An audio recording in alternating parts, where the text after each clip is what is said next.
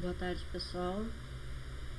Vamos para a nossa penúltima aula com o tópico de dimensionamento de eletrodutos. Então, após ter feito o dimensionamento de condutores, nós vamos ver como dimensionar a seção diâmetro dos nossos eletrodutos. A gente já tem a divisão, nós dividimos na etapa anterior, e agora a gente vai aprender a calcular como que a gente calcula e obtém então o diâmetro desses eletrodutos. Então, qual a funcionalidade básica desses eletrodutos? Então, basicamente eles têm a função de proteger os condutores, seja uma proteção mecânica ou seja uma proteção contra agentes externos, como o meio ambiente, por exemplo, mas a ideia basicamente é de proteção. Então, até mesmo proteção contra incêndios, devido, por exemplo, a superaquecimentos desses condutores, e além de tentar evitar perigos de choque. Então, quando a gente fala de eletrodutos, a gente está falando de uma proteção para os condutores.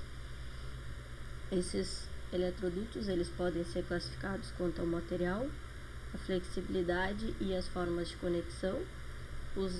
Em relação aos materiais, eles são divididos em metálicos e não metálicos. Então, não metálicos, PVC, polipropileno, fibrocimento, metálicos, aço galvanizado, esmaltado, alumínio.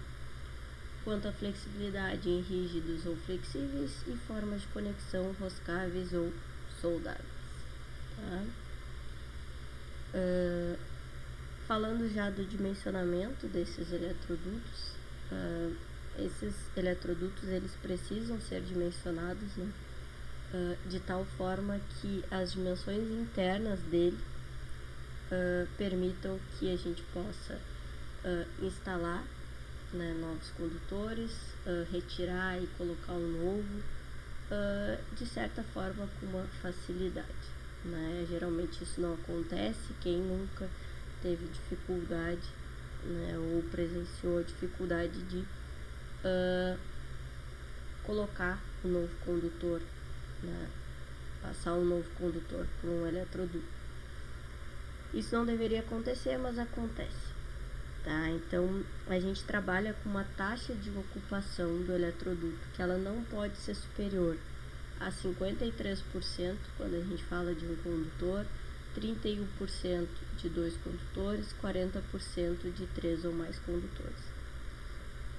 Como a gente geralmente passa mais circuitos, a gente acaba trabalhando com 3 ou mais condutores passando pelo eletroduto, então a gente acaba considerando essa taxa de ocupação de 40%. O que é isso?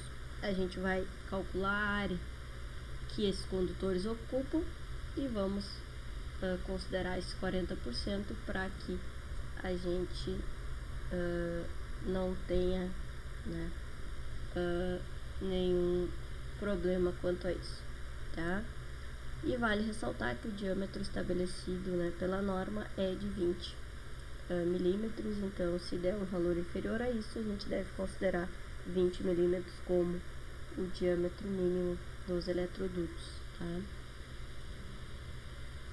O que a gente tem aqui? Eu fiz um roteirinho de cálculo, pra gente seguir. Então, primeira coisa, ver quais circuitos pertencem aos eletrodutos e suas respectivas seções. O que é isso? Vocês têm 10 circuitos, Vocês calcularam capacidade de condução de corrente, queda de tensão para cada um. Para cada circuito, vocês vão adotar uma seção. Entre as duas, sempre a maior. Então, por exemplo, capacidade de condução de corrente deu 1,5, queda de tensão 2,5, a seção adotada para o primeiro circuito é 2,5. Então, vocês vão anotar, eletroduto 1 tem o circuito 1 e o 2. O circuito 1, a seção é 2,5, o circuito 2, a seção também é 2,5. E vocês vão fazer isso para cada um dos circuitos, né, que vocês têm. A partir disso, vocês vão ver o diâmetro externo referente às seções dos circuitos. O que é isso? É basicamente pegar essa tabela aqui, ó. Deixa eu dar um zoom aqui.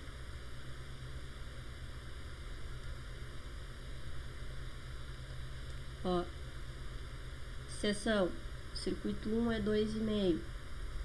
Aí vocês vão olhar, eu geralmente olho aqui, tá, que tem um valor só. 3,6 é o diâmetro externo. Então, sempre que eu tiver uma seção de 2,5, o diâmetro externo vai ser 3,6. Quando a seção for 4, vai ser 4,2. Então, para cada circuito, vocês vão ter uma seção nominal e vocês vão colocar o diâmetro externo referente a cada uma delas. Feito isso, vocês podem calcular a área ocupada. O que é isso? Π vezes esse diâmetro que vocês descobriram ao quadrado sobre 4. Se vocês tiverem um circuito só passando pelo eletroduto, vocês vão fazer isso aqui. Se vocês tiverem dois, vocês vão fazer isso aqui para um mais para outro. Então, a área ocupada vai ser a soma de quantos circuitos vão passar. Se eu tiver 3 circuitos dentro do eletroduto, eu vou somar 3 vezes isso aqui, tá? Feito isso, vocês têm a área ocupada do eletroduto, certo? Condição de ocupação, quantos estão passando? Geralmente 40%. Aí eu calculo a área total. Como que eu faço isso? Eu vou pegar a minha área ocupada, vou considerar essa condição de ocupação e vou ter a área total. Depois disso, então, eu vou obter o diâmetro nominal. Como é que eu vou obter o diâmetro nominal? Vou consultar uma nova tabelinha. Essa tabela aqui. Ó, área total aproximada. Ocupou 150. Vou olhar para cá. Diâmetro nominal 20. Ocupou 50. Vou olhar para cá, diâmetro nominal 16. Mas a gente já viu que o mínimo é 20. Coloca a observação que vai adotar 20, que é o mínimo da norma. E assim a gente obtém então o nosso diâmetro nominal dos nossos eletrodutos, tá, pessoal? É bem tranquilo, bem fácil, tá? Só tem que cuidar isso aqui, que vai ter que somar, né? Se eu tiver 3, 4, vou somar 3, 4 vezes para ter do eletroduto, certo? O exemplo lá para vocês continuarem, né? Vocês já tem lá os dimensionamentos de condutor, então para cada um daqueles circuitos agora vocês vão aplicar o dimensionamento de eletroduto.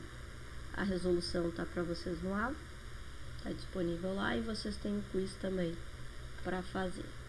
A resolução no AVA tem uma tabelinha, eu uni a parte de capacidade de condução de corrente, de queda de tensão, coloquei a parte de eletrodutos, porque eu acho que é mais fácil fazer essas coisas em tabela, certo?